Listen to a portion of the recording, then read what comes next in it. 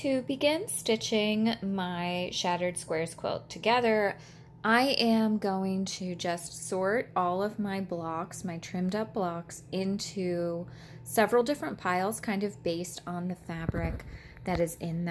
each block. So similar ones together, or that they have something in common. And then I currently do not have space to lay a plan out just because I still have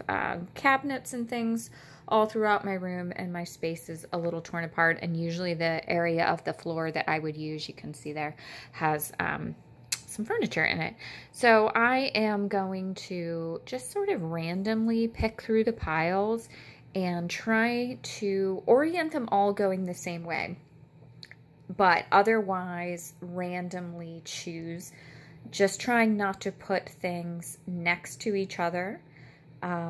because I don't want too many of the same fabrics grouped together. So I would pick maybe from the center one to start, and then pick something next to it, and not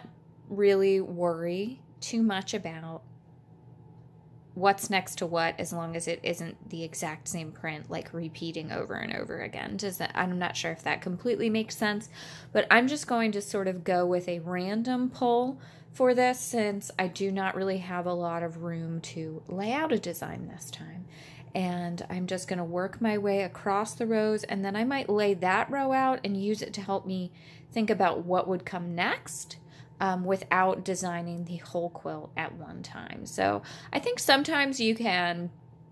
really plan a quilt out if you want to, and lay it out or throw it up on your design wall or whatever you use, and then work that way. But you can also just be really random with it, and they still come out beautiful, especially when you have this many mixes of fabrics. I think that it's pretty easy to keep it looking random and yet cohesive, because the patterns do repeat, but I think when I pull them through, they'll be just the scrappy look that I'm going through for, or that's what I hope. So I will share my progress here in a little bit.